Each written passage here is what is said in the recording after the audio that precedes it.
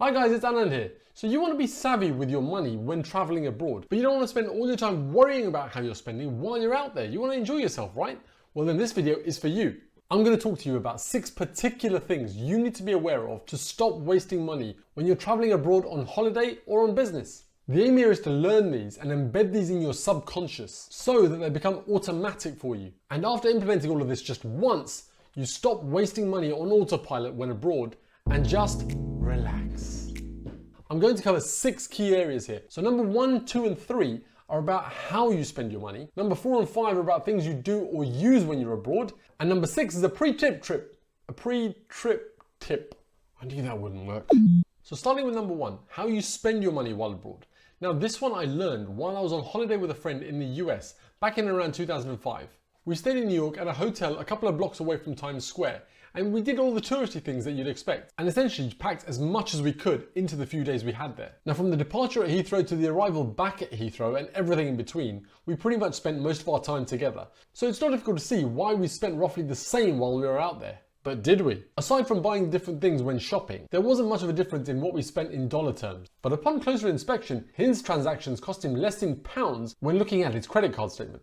Now this is because I was shopping on a simple Amex, an American Express card, and he was shopping on what was the best credit card for travelers at the time, a particular nationwide credit card. And I say particular because not all credit cards from the same bank or building society are the same. They can be and often are very different from each other. Now my friend had a particular credit card that was perfect for travel, for spending abroad, or technically spending in foreign currencies. It won't surprise you then that the first thing I did after getting back was apply for that same nationwide travel credit card. Now since then, of course, that particular card is no longer the best for travel.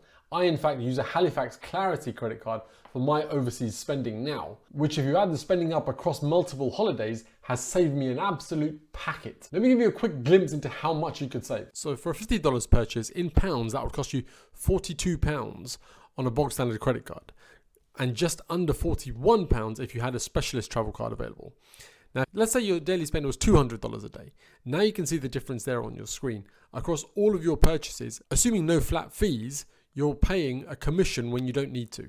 And if you multiply that across the cost of an entire trip, then you can see the difference is just building. The Halifax Clarity credit card I mentioned, at the moment, provides near perfect spot exchange rates. So whatever the exchange rate is operating in the market at the time, that is near enough the exact rate you will pay with the card that I currently use at the moment. So I'm not paying more than I have to. If you're interested and you have a card that charges you these fees, they probably call them foreign transaction fees or non-sterling transaction fees. Now for number 2, let's turn to cash. Whilst it's usually advantageous to do all of your foreign currency spending on your specialist travel credit card, there are occasions, of course, when you're on holiday that you might want access to some cash. And you've got a myriad of options. You can go to the local foreign exchange shop when you're there. You can even visit a foreign exchange store locally before you even leave on your holiday. So you can have your destination cash in your hand before you even board the plane. You could withdraw cash on your debit card when you're out there. You could withdraw cash on your credit card while you're out there.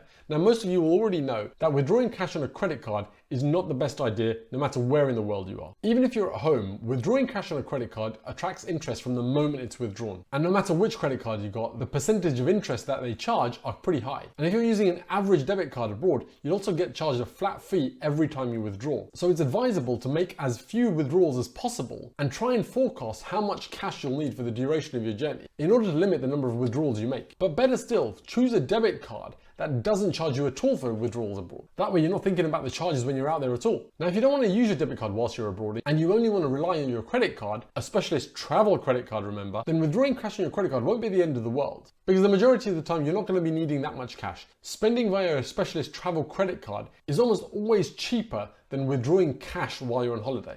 I don't go to a currency exchange service before I leave. I don't go to a currency exchange at the airport. And I don't go to a currency exchange at my destination.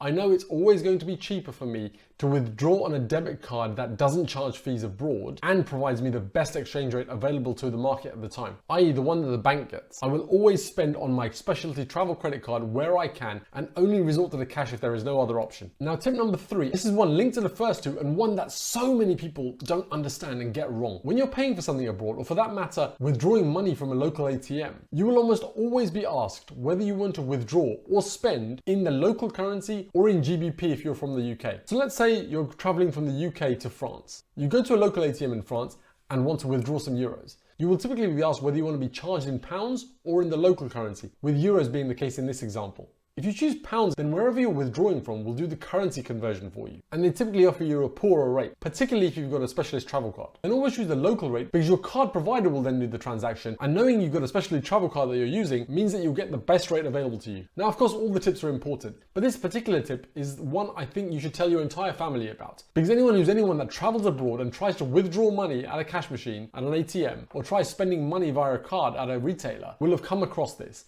And it's so easy to choose your home currency, pounds, as a kind of a safety net. I think people get lulled into a false sense of security. And I did it myself at one point, that you get lulled into the security of choosing your home currency, not the one of your destination country, but the country you're from. And it kind of gives you a safety feeling without realizing it's costing you more than it needs to. In fact, this tip 3 for me is by far the easiest to internalize and actually stops so much waste. I'm that passionate about it, that everyone should know that choosing the local currency of your destination country is the one to choose, never your home currency, no matter how choosing your home currency feels to you. Sorry, 1 second. Hello? Hi. Yeah, I've just recorded the section about how you spend money while you're abroad. You want me to what? You want me to ask them to hit the like button if they've liked what they've heard so far? Well, I'm not going to do that. Tip number 4, and now we're going into the realm of what you do and use when you're out there. And this tip number 4 is about mobile phone use. So first, before you leave your home country, switch your voicemail off. The moment you switch your phone on when you're abroad, your phone gets registered on a network of the country you are in. And so if someone calls you and leaves a voicemail, you don't even have to listen to it. But if someone leaves you a voicemail, essentially what they're doing is phoning the UK first and then getting diverted to the country that you're in. And this can cost you a fortune depending on how long the voicemail is that you receive. And so this is why I say turn your voicemail off. I typically turn my voicemail off as I'm on my way to the airport. The second thing to note here is I find out in advance what my network charges for roaming rates abroad. And then I make a conscious decision on whether I want to pay those roaming charges for the benefits that brings, or do I simply want to rely on the times when I have Wi-Fi available, i.e. in the hotel, restaurants, or other places I might visit, but typically not out and about elsewhere. If you're already at the airport, or for whatever other reason have forgotten to check with your network what their roaming charges are in the country that you're visiting, if I was in that position, I'd play it safe and turn roaming off, because I don't want to be hit with an unexpected massive bill when I return. Now, as I said before, Wi-Fi can be your best friend whilst you're on holiday. Of course, you're limited to where Wi-Fi is available, but you can use apps like WhatsApp to make calls for free over that Wi-Fi network rather than relying on the cellular network of the country that you're in. Number 5 is about hotel transfers. There are a couple of ways of doing this, but to illustrate, I'll give you an example of how I booked a hotel transfer on a recent ski trip. So I was heading off to Italy with the family for a ski trip. I was booking everything independently, so I'd booked the flights myself, the hotels myself. Package providers were available, but I didn't feel they were providing value for money. I was flying into Milan and needed to get to the Alps, about 2.5 hours away. There were plenty of airport transfer websites that you can get online, and even ski package companies that provide an airport transfer service for you. So the first thing I did was check calculators online to see which offered the best deal. After not being satisfied, I decided to use Google Maps to find local airport transfer companies in Milan itself. And once I'd picked a few that had mobile numbers listed, I simply used WhatsApp calling to ring them directly. Interestingly, it was almost half of what the airport transfer companies listed on the internet were charging. Now, of course, I had another option here. I could have used the hotel's own transfer service. But as anyone that has used a hotel's private transfer service will attest, this is usually one of the most expensive options you can choose. Now we're at tip number 6, and this one is about how you book your flight. And so something, of course, that happens before you go on holiday. Booking your flight after you go on holiday probably wouldn't work, would it? Now, if you're like most travelers, you'll already know about travel agents, the physical and the digital variety. The physical that's on your high street, and the digital that allows you to compare flights between lots of different options. Sites like Expedia, Booking.com, Kayak, or Skyscanner. And there are plenty to choose from, all with their pros and cons. But a little less known service that is growing in popularity day by day is from a company you probably know about. I'm talking about Google Flights.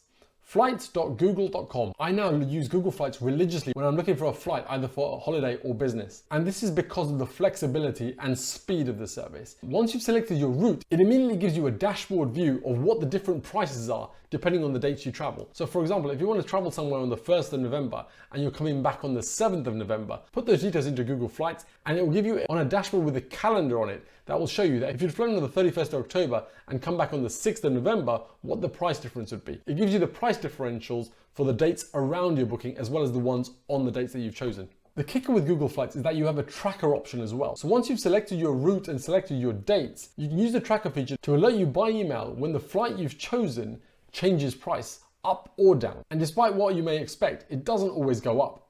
So there you have it, my 6 top tips to avoid you wasting money when you're on holiday or traveling abroad on business.